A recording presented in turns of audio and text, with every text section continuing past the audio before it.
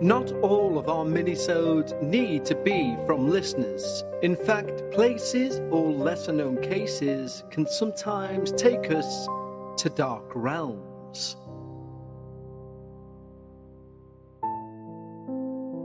Hello everyone and welcome back to another edition of Dark Realms. For those who can't see, and hopefully those who can, on YouTube, I'm currently very sunburnt due to this heatwave we're having in the UK, and it's quite painful to move my face at the moment, which is unfortunate.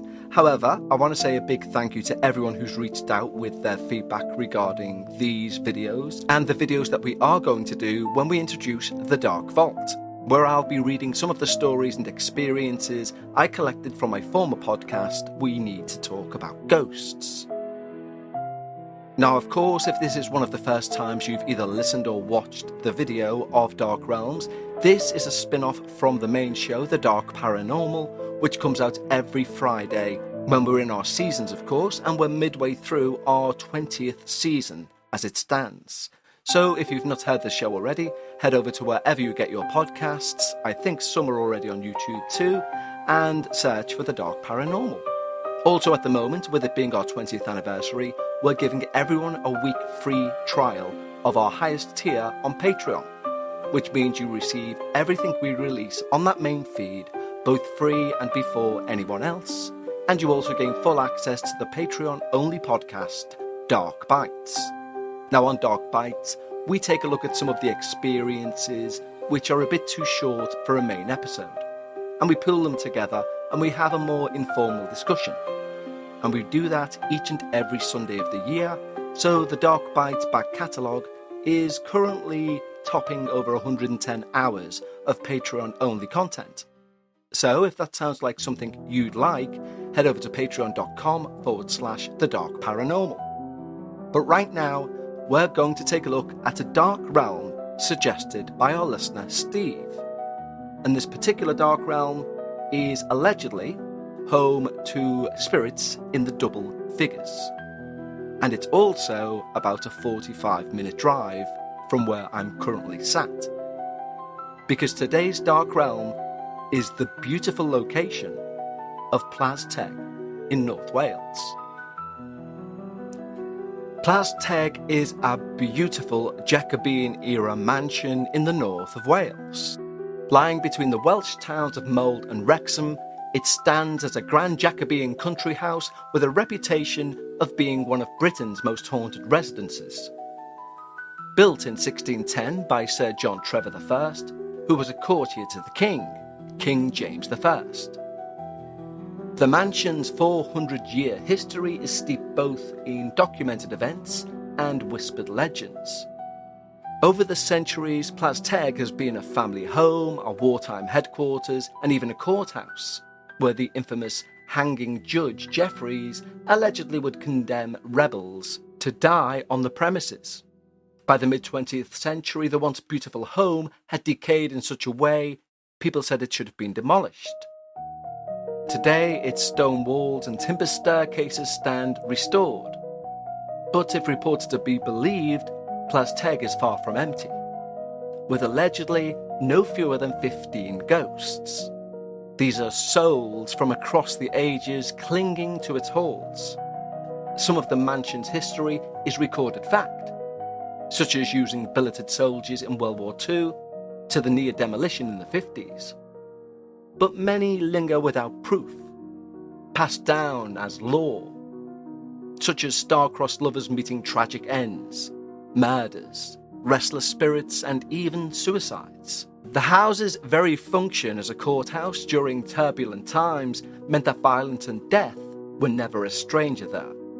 So it's little wonder that ghostly presences and spirits are felt so strongly within the walls of Plas Teg, or that the mansion eagerly embraces its haunted reputation, hosting ghost tours and paranormal investigations throughout the year, ones that draw in the thrill-seekers from far and wide. We're about to delve into 3 of Plas Teg's most terrifying spirits. Each of these spectres come with their own tale of woe or misery or wickedness, ones that have imbued the mansion with an atmosphere of utter dread.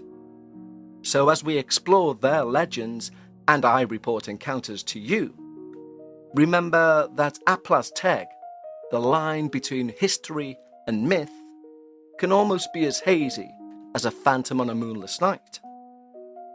Now, let's open the creaking door of Plas Teg and step inside this dark realm.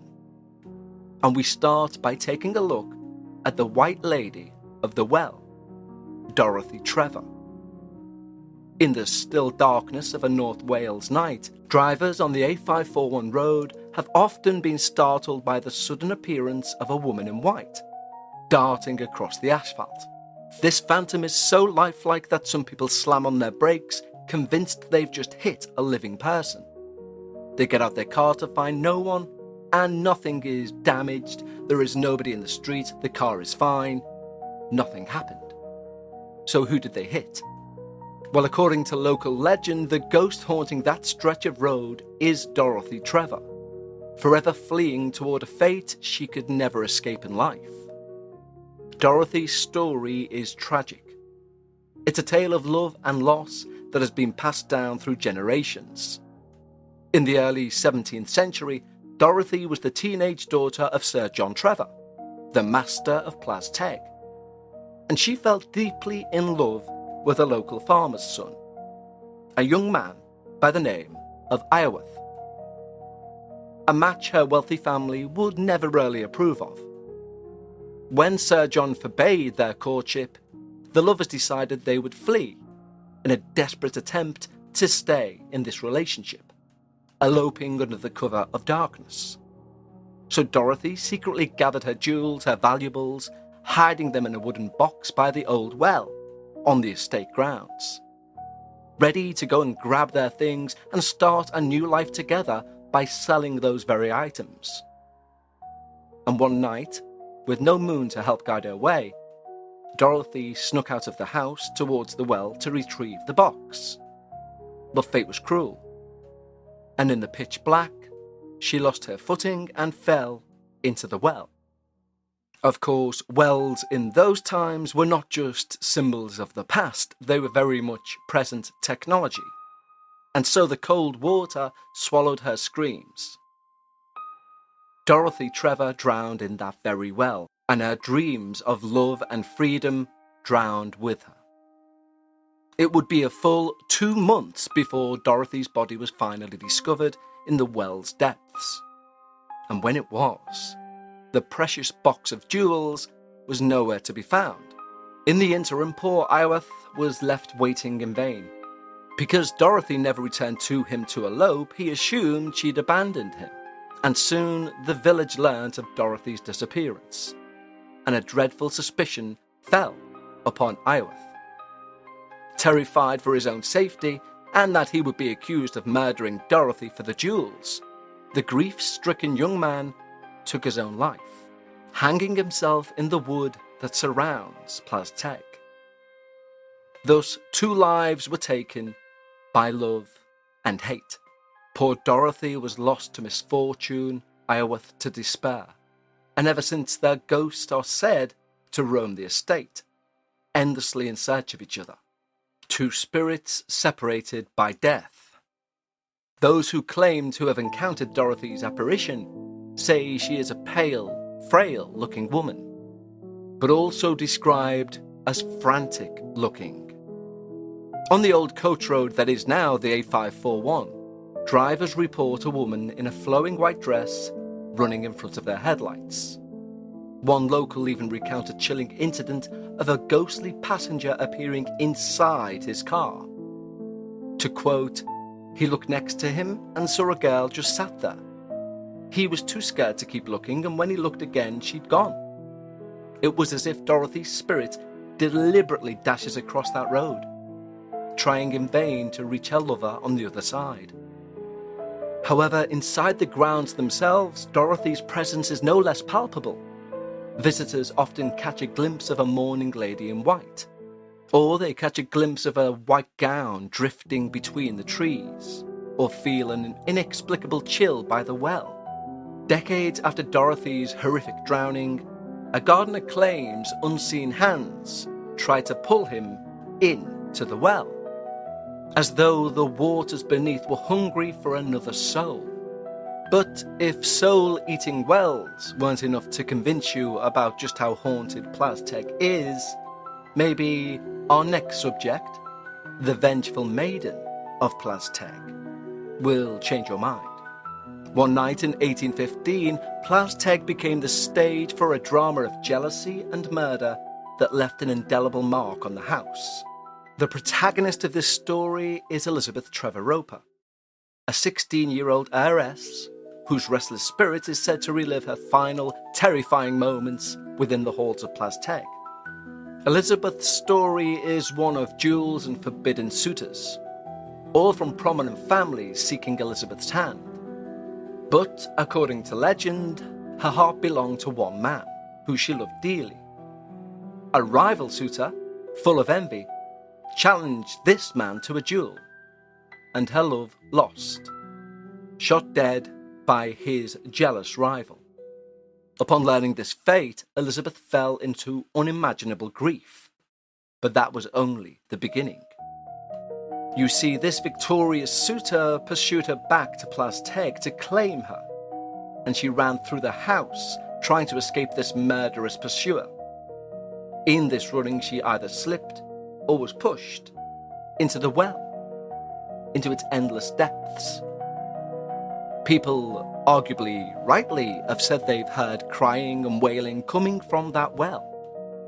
But not only the well, also through the courtyard, through the halls, basically anywhere heading from deep inside the building to outside, you can allegedly hear the screams of both she and the pursuer, him angrily trying to get her to stop.